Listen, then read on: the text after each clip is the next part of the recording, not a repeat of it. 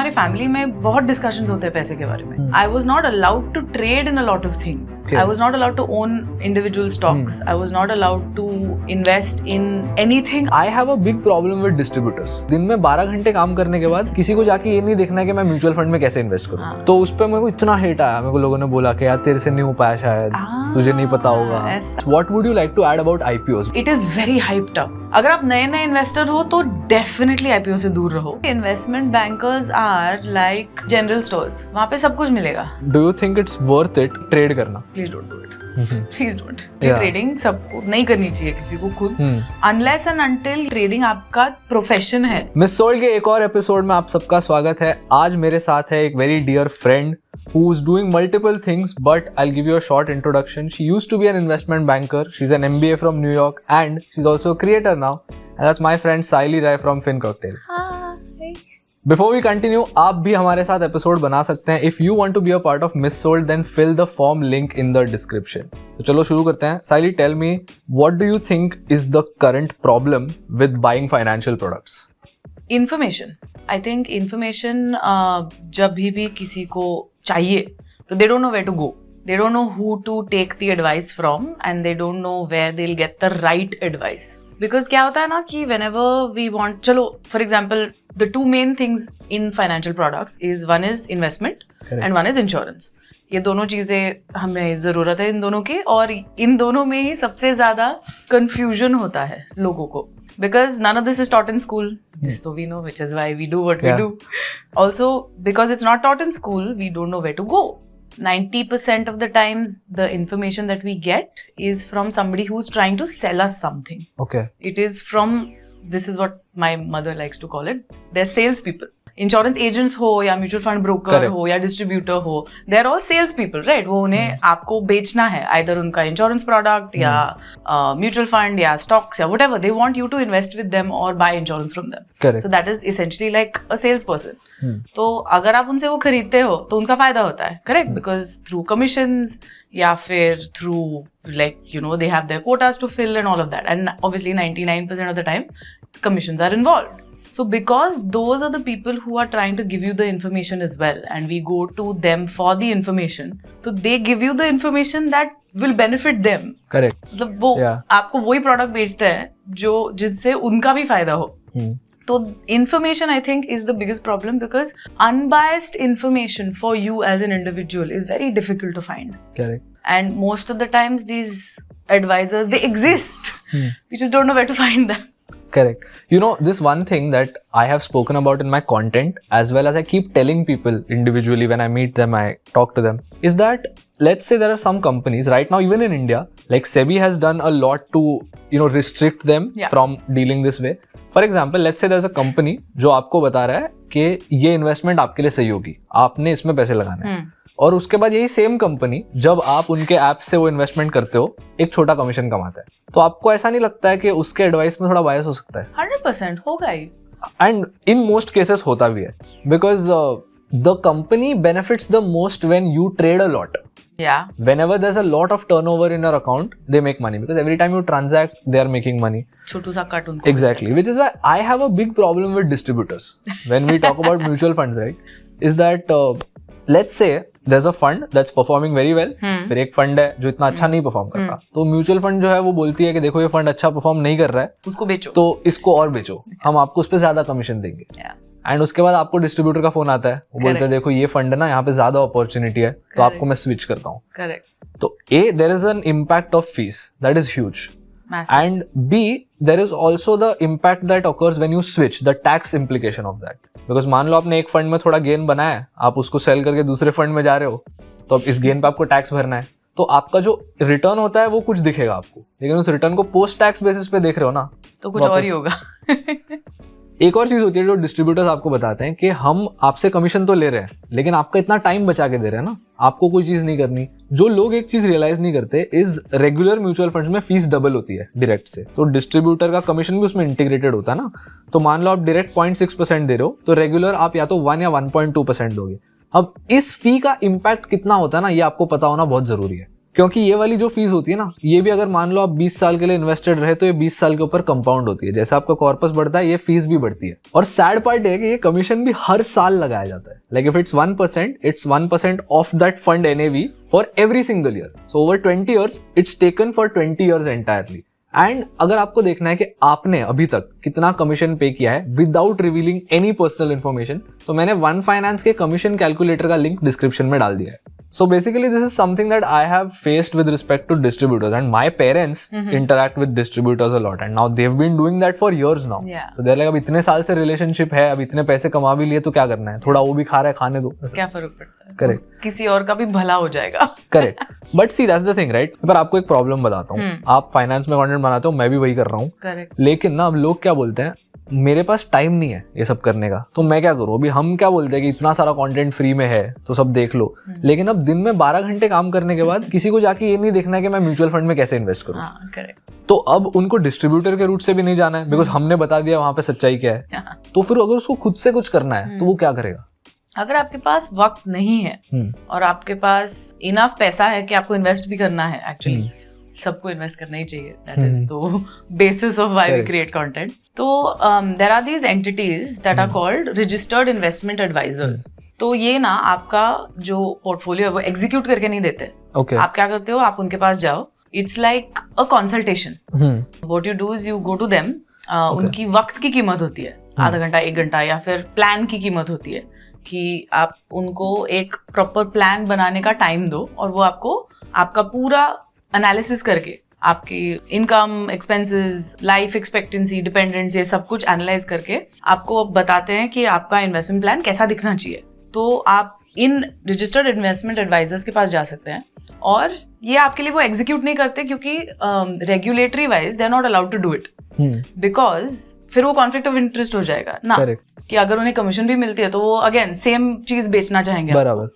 तो registered investment advisers आपको सिर्फ एडवाइस दे सकती हैं कि आप XYZ करो।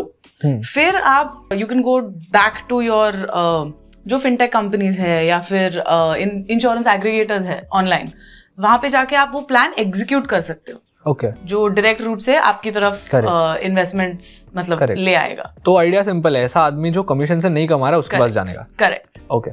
Also, you have been an investment banker before, so I'm guessing when you did that, you were making a lot of money. Yes. So at that time, how did you, handle your own finances? Because you were likely working at least 12 hours a day.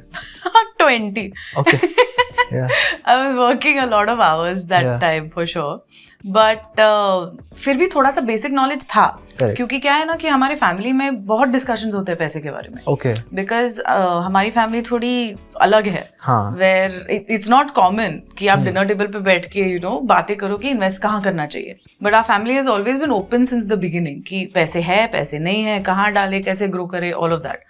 तो थोड़ा बहुत पहले idea था and मेरी माँ ने फिर मुझे सिखाया कि ऐसे यहाँ इन्वेस्ट कर सकते हो, यहाँ नहीं, ऐसे होता है, म्यूचुअल फंड्स ये है, स्टॉक्स ऐसे होते हैं, ऑल ऑफ दैट। तो जब वक्त नहीं था मेरे पास दैट टाइम, एक और रिस्ट्रिक्शन भी थी क्योंकि मैं एक इन्वेस्टमेंट बैंकर थी। I was not allowed to trade in a lot of things. Okay. I was not allowed to own individual stocks. I was not allowed to invest in anything other than plain vanilla equity mutual funds. Okay. क्योंकि insider information बहुत मिलती है ना बराबर as an investment banker. So compliance issues इतने थे कि there was no forget time, opportunity भी नहीं थी कहीं और invest करके पैसा कमाने की। तो it was basic जो मेरा SIP चल रहा था monthly in my basic 4-5 equity funds, उसी में इन्वेस्ट हो रहा था। Correct. और मैं सोच भी नहीं रही थी उसके बारे में। तो अब इन्वेस्टमेंट बैंकिंग की बात हो रही है ना, तो यहाँ एक मिस सेलिंग का एंगल है जो रिसेंटली मेरे साथ हुआ। मैंने इस पे एक रील भी बनाई है। कि मुझे एक DM आया सेइंग कि we are from this agency और हमारे एक क्लाइंट है जो एक इन्वेस्टमेंट बैंक है, who is underwriting an IPO। तो आपको उस IPO पे वीडियो बनाना है एंड हम आपको पैसे देंगे। आपको सिर्फ इस IPO को डिस्क्राइब करना है, नेगेटिव कुछ बात नहीं करना, बस जो सारे कंपनी के पॉजिटिव फैक्ट्स है ना प्रोस्पेक्टस के वो बताने। तो अब ये चीज 100% यहाँ भी होती है। Based on all this, what would you like to add about IPOs? Because IPOs are always in hype. अभी 2022 में जो हुआ वो भी भूल गए लोग वापस। लोगों की मेमोरी बहुत शॉर्ट होती है इन सब चीजों को लेकर। आई थिंक जो मैंने काम किया है, मैंने ज्यादा आईपीओ पे काम नहीं किया था, more of that was on mergers and acquisitions. Okay, but मैंने एक चीज बहुत नोटिस किया है कि आईपीओज जब भी ये लोग रोड शोज बोलते हैं, so they go to different investors, institutional investors, ताकि वो पैसा रेज कर सके और वो आईपीओ कोट अनकोट हिट हो जाए। देयर जॉब इज कि उसको गर्म करना, वो पर्टिकुलर आईपीओ को, make it the hot property. So उसके लिए ना वो लोग कुछ भी कर सकते हैं। तो obviously the people who are again selling that IPO get that kind of boost कि आपको कौन सा नंबर चाहिए, कौन सा पॉजिटिव नंबर चाहिए, वो मैं निकाल के देती हूँ। It's one of those things. तो किसी भी नंबर के पीछे की जो स्टोरी है वो आप बना सकते हो कि 4 साल के से कंपनी लॉस में है, but you don't know growth कितनी हुई है। Correct. अरे पर आप एक्सपेंसेस भी ग्रो ही कर रहे हो ना, ऐसा नहीं है कि प्रॉफिट में जाने वाली है। Correct. नहीं 10 साल में ऐसा हो जाएगा, कौन गारंटी देगा? गारंटी किसी को नहीं देना आता। It's just they are very smart in terms of changing the numbers to suit their story. जैसे आप कोई भी नंबर को एक्सप्लेन कर लो ना अच्छे से, तो फिर बात बन जाती है। And it's one of the things where अगर एक कंपनी को आप बेसिकली पब्लिक के हवाले कर रहे हो, करेक्ट, एज एन आईपीओ, तो जैसे आपका एग्जिट हो जाता है उसमें, मोस्ट इन्वेस्टर्स का exit is an IPO. That's the ideal scenario when it comes to a company. तो when that exit happens, you have to understand that, मतलब कि इन्वेस्टर्स का हो चुका अभी, उन्हें अपने पैसे निकाल के बाय, सी यू, फिर आप देख लो कंपनी का जो भी करना है वो कर लो। तो there has to be a reason why you have to be a little cautious at the IPO stage when you are, अगर आप नए इन्वेस्टर हो तो डेफिनेटली आईपीओ से दूर रहो, because it is very hyped up और आपको नहीं पता प्रोस्पेक्टस में उतना ही आना है जितना उन्हें अच्छे से पैकेज करना है कंपनी को, राइट? उनका काम क्या है? पैकेज करना कंपनी को और आपके हवाले कर देना। फिर उसके बाद स्टॉक प्राइस गिरे बढ़े इज नॉट देयर प्रॉब्लम। आप ये स्टेटमेंट से एग्री करोगे कि investment banks are in a way just sales representatives, like they are trying to sell the IPO. वो बस पब्लिक को ये बताने की कोशिश कर रहे हैं कि देखो ये IPO ये बहुत अच्छी इन्वेस्टमेंट है। I would say investment bankers are like अपना जनरल स्टोर्स। ओके, वहाँ पे सब कुछ मिलेगा आपको। मर्जर्स एक्विजिशंस करना है, उनके पास जाओ। आपको छोटी कंपनी खरीदनी है, उनके पास जाओ। आपको IPO बेचना है, उनके पास जाओ। तो they are more like middleman. Okay, वो खुद करेक्ट, ऐसा नहीं है कि वो सिर्फ सेल्स करते हैं, करेक्ट। उन्हें इसेंशियली वो लोगों को एक दूसरे से मिलाते हैं वो, बराबर, कि इसको इस कंपनी को अपना आईपीओ बेचना है, मैं पब्लिक को बेच दूंगा। बराबर। And they don't really care about the underlying IPO, for example, right? कि आईपीओ अब इतना अच्छा है या खराब उनको फर्क नहीं पड़ता। आईपीओ बेचना है, उनका काम है बेचना। करेक्ट। आईपीओ करना या नहीं, that itself should be the company's responsibility. Whether it is a good thing at that stage depends on the company. Because see, for example, a few years ago there was an IPO, $20 billion. It was junk. Everyone knew it was junk. But still there was so much hype around IPOs at that time. It got subscribed, people got the issue, and now the stock is trading at what, 300-400 rupees, 2000 rupees का stock. So people made a lot of loss. And I'm pretty sure कि जो सारे लोग इस IPO को public तक ला रहे थे, इनको तो पता ही होगा कि यार ये नहीं है इसमें इतना potential. See, but it again depends, because correct. शायद उनको पता था, सच्चाई उन्हें शायद पता थी। Now we don't know what they knew or what they didn't at that stage.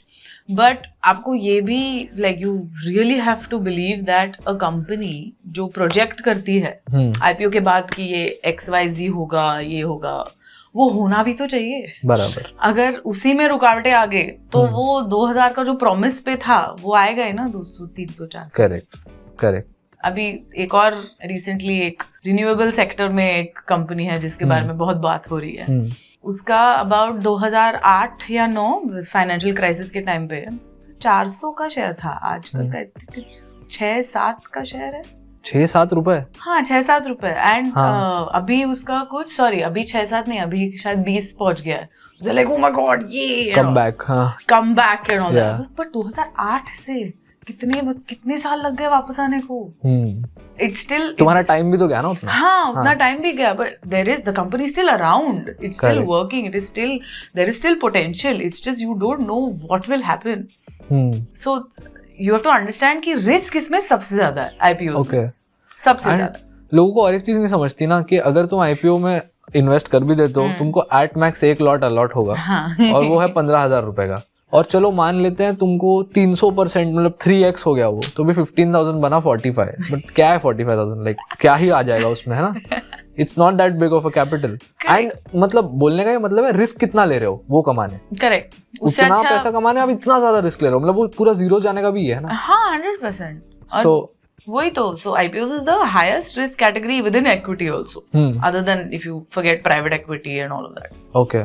Then how did you personally buy your own insurance? Because वहाँ भी ये same problem है commission वाला. And इतने मतलब ऐसे भी कुछ businesses है which I have personally used and they say कि see we also earn from commission but our business is to not spam you. Correct. We will not aggressively sell you something and we will make sure that आपका फायदा हम ये देखते हैं पहले. Correct. आपका situation देख के. So that has worked for me. But now that I look back, I feel like यार थोड़ा और time ले खुद से करना चाहिए था. Because यहाँ पे भी उसने commission कमाया ना. हाँ. So आपने कैसे किया था? And आप अभी अगर कुछ change कर सकते हो, if you have to tell someone how to buy insurance now, कैसे? So insurance के लिए ना I have a different view. Okay. क्योंकि मुझे ऐसा लगता है कि insurance में तो first of all तो you need two types of insurance for everybody, which is medical and term plan. ये तो we agree on that. But उसमें medical insurance में according to me it may be better to go through an agent क्योंकि claims process में फिर आपको मदद होती है. Okay. Because अगर आप कोई aggregator से ले लो या खुद से ले लो तो claims process पूरा करने में वो पूरा आपके कंधों पे आता है. Okay. वहाँ पे फिर there is nobody to guide you, nobody to help you.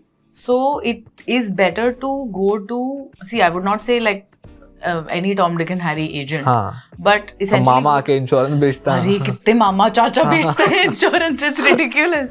I was talking to somebody in the industry and he was telling us कि I think 2/3 of medical insurance that is sold is through these mama chacha and so it's like a side hustle that anybody can do. So it's you have to be very cautious कि आप किसके पास जाते हो. So try to go to an insurance company, like an agency that has been around for a while, that has like maybe an office, a basic like you know the code, the GST number, the registered IRDAI number and all of that, and go to them. They've been in business for a while. Talk to them कि भैया you know अगर मेरा claims process आया तो आप मदद करोगे नहीं करोगे. You need to have somebody on your speed dial कि बाबा उसे फोन किया तो उठाएगा वो. हाँ exactly. क्योंकि क्या होता है कि मेडिकल इंश्योरेंस ले तो लेते हैं हम, फिर अभी unfortunately touchwood let that never happen, but mom dad भाई बहन whoever is in the hospital, correct, you are tending to them. बराबर. Right. Insurance का claims process is not in your head also, but there is a big process. You have to go to the office within the hospital. You have to get a form done, and then you have to give it to your agency. They have to approve it. You have to make sure that you are in a particular category of room. You have to make sure that there is no copay. Is it cashless? Do you it's too much. I know. Which is why I think to get insurance by yourself is not everybody's cup of tea. Correct. आप अच्छी agency के पास जाओ that has been around for a while, जो आपको compliance में मदद करेगा. Absolutely, you can. That's the best way to do it, I think, for insurance. Okay. एक और चीज है इस पे ना बहुत बड़ा डिबेट भी है एंड मैंने एक बार एक वीडियो बनाया था on why I think trading is something you shouldn't do और even managing your own portfolio, like it's too much of a headache, मत करो. तो उस पे मेरे को इतना हेट आया, मेरे को लोगों ने बोला कि यार तेरे से नहीं हो पाया शायद, तुझे नहीं पता होगा. And I want to ask you कि do you think it's worth it आज की इकोनॉमी में खुद का पोर्टफोलियो मैनेज करना या फिर ट्रेड करना? आपको क्या लगता है? These are two questions. Trade करना तो नहीं भैया, I agree with you completely. Trading सबको नहीं करनी चाहिए किसी को खुद, unless and until you are willing कि ट्रेडिंग आपका प्रोफेशन है. कि मैं सुबह 8:30 बजे से लेके शाम को 5 बजे तक वो ट्रेडिंग टेबल पे बैठ के ब्लूमबर्ग देख के मैं सिर्फ उसी में लगी रहूंगी. Only then it's a full time job. It is a full time job. It's an absolute profession that you choose. Correct. It is not कि I also trade on the side. No. Doesn't work. Correct. So unless it's your profession, do not trade. Investment banks have trading desks. There's people who actually get paid to trade all the time. There is it's not just some people. A lot of people. There is a trading floor sometimes. Correct. Which is the noisiest floor in the entire bank's building. Trust me. सब झगड़े चल रहे होते हैं वहाँ पे. There is just like information is flying from one end to the other. It's too much fun. I mean, obviously, it used to be like that earlier. Now, a lot of things happen Correct. online, so it's better. But yes, it is still a floor on a lot of banks. It is still very highly coveted. It is a profession, legit. So if you're just trading on the side, please don't do it. Please don't. On the other hand, portfolio management for yourself. अगर आपको खुद का portfolio manage करना है तो आप कर सकते हो. Unless and until वो बहुत बड़ा नहीं हो. Correct. So I have bifurcated it in my head and I think it makes it easy for people to understand also कि अगर आपके पास एक 9 to 5 जॉब है, इनकम एक ही सोर्स से आ रहा है, 4-6 म्यूचुअल फंड्स में आपको इन्वेस्ट करना है, डिपेंडेंस ज़्यादा नहीं है, मम dad have their own income, even if you have children they're little and can be taken care of, wife is also working, also contributing to the scenario, wife or spouse, whoever. Then you don't have like, you know, ऐसा heritage में property बहुत सारी कुछ नहीं मिलने वाली है, and that's pretty much it. So this is basic vanilla management of portfolio you can do. If you have a business or multiple sources of income, Correct. multiple dependents of like, I don't know, excess family idhar udhar ki. Sometimes people have money that comes in through ancestrally. That has to be managed. Then lots of wills and estate management and lots of houses in multiple places in India. You need a manager. Yeah. Don't try to do that. वरना आपका जो income है, sources multiple, वो भी चले जाएंगे. Yeah, so it becomes, when it becomes too much to manage, there are professionals. क्यों कर रहे हो? इतना माथा फोड़ी. And it is, like I said, people get educated in the field and they're doing this professionally. So use their help. If you're not comfortable letting them execute it, you can go to a registered investment advisor, like we spoke about. I currently don't have a single stock. मैंने अभी तक ना एक भी stock में ऐसा individual investment नहीं रखा है. मैंने 2 साल पहले सब बेच दिया और पूरा म्यूचुअल फंड में रखा. और उसके लिए मेरे पास एक बहुत अच्छा रीजन है और मैं अभी वो विद कैलकुलेशन बताऊंगा. ओके, सो बेसिकली सी, ऐसा मानते हैं ना कि जनरली इंडियन स्टॉक मार्केट जो है वो 11-12% के एवरेज पे ग्रोथ है. एंड अगर आपने एक म्यूचुअल फंड पोर्टफोलियो बनाया with a healthy mix, let's assume that you are well diversified, you are somewhere in small cap, mid cap, large cap, everything, तो you will earn let's say 12% hypothetical rate of return. तो मानते हैं कि आपने पूरा mutual fund में invest किया, एक भी रुपया स्टॉक में नहीं डाला, और आपने SIP किया 5,000 रुपए की for 20 years and you gain 12%. So now you would make around 37 lakhs in returns. Like आपका total corpus बनेगा 49.95 lakhs and of which 37 lakhs would be your returns. But now let's say you decide कि मैं time डालूंगा पूरा अपना, मैं stocks का portfolio बनाऊंगा और पूरी मेहनत करूंगा. Firstly, the chances that you would beat the overall stock market are very low. कई सारे फंड मैनेजर्स होते हैं प्रोफेशनल्स जो ये नहीं कर पाते. ज्यादातर लोग जो होते हैं वो या तो equal to the stock market करेंगे या उससे खराब करेंगे. आप टर्नओवर करोगे, आप ट्रांजैक्शन कॉस्ट में पे करोगे, आप बाय सेल करने में टैक्सेस में पे करोगे, एंड ये सब करने के बाद अगर मान लो आपने 12 की जगह 14% किया ओवर 20 years, 1-2 साल में हो जाएगा. आप अपना पोर्टफोलियो देख के बोलोगे अरे पर मैंने तो 20 किया है. हाँ, तो अभी 2 साल में 20 कर सकते हो, 20 साल पे करके दिखाओ. तो 20 साल में मान लो एकदम अनलाइकली आपने 14% किया, जिसका बाय द वे चांस ऐसा 1 या 2% है होने का, पर कर लिया आपने, आप एकदम स्मार्ट थे. तो ये 14% करने के बाद you would have made around 65 lakhs in total corpus, जिसमें से 53 lakhs would be your total return. The difference of this is 16 lakhs. Over 20 years you made 16 lakhs more. That is just 80,000 rupees extra every year. For spending so much time. But what if तुम वो time डाल रहे हो अपना खुद का skill improve करने या फिर अपना इनकम किसी तरीके से बढ़ाने, और तुम 5,000 के जगह 50,000 की SIP करो. एंड अगेन 5 से 50,000 का जंप ये बहुत ज्यादा हो गया. मैंने ये ऐसा एज एन एग्जांपल बोला.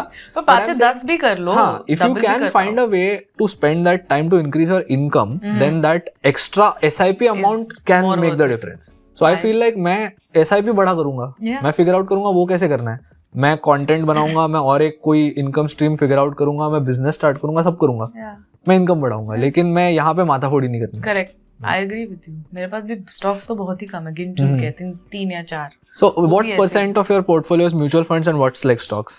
99% is mutual funds. Same. Because like you said, it is not worth my time. Correct. Because मेरे लिए it is, I would say it is not my passion. Correct. It is not my focus. It is not something that I absolutely love. कि मुझे ना stocks में मतलब पूरा मैं उसमें घुस जाऊंगी और मैं सब पढ़ूंगी उसके बारे में और मैं ढूंढ के निकालूंगी. I don't have that. मेरे में इतना पेशेंस नहीं है. लोग एक नहीं देखते ना, जब भी आप स्टॉक खरीदते हो 100 रुपए में और वो 120 का होता है ना, वो 20 रुपए प्रॉफिट है, उसके लिए आपने कुछ नहीं किया, तो आपको ऐसा लगता है that's free money, and in a way है भी. लेकिन आप अपने टाइम का क्या मॉनेटरी वैल्यू है, इट्स नॉट रियली फ्री ना. इट्स वो तुम 4 दिन अगर उसको बैठ के 20 रुपए कमा रहे हो तो 4 दिन में और कितना कमा सकते हो. एंड वो टाइम का क्या वैल्यू बन सकता था. करेक्ट. वो जब रियलाइजेशन लोगों को होता है ना, वो कई बार ओल्ड एज में होता है यार मैं ये भी कर सकता था. रिग्रेट. I agree. इसलिए म्यूचुअल फंड्स बेस्ट है ना. वो लोग कर रहे बेचारे मेहनत. करेक्ट. क्यों नहीं यूज करें हमें उन्हें? और आज के तारीख में इतने म्यूचुअल फंड्स है कि वो एक दूसरे के साथ कम्पीट कर रहे हैं. हाँ. और फीस नीचे आ रही है और फायदा हमारा हो रहा है. Like there are so many nice like small cap funds with 0.53%, 0.56% fees. एक जमाना था जब 2% होते थे.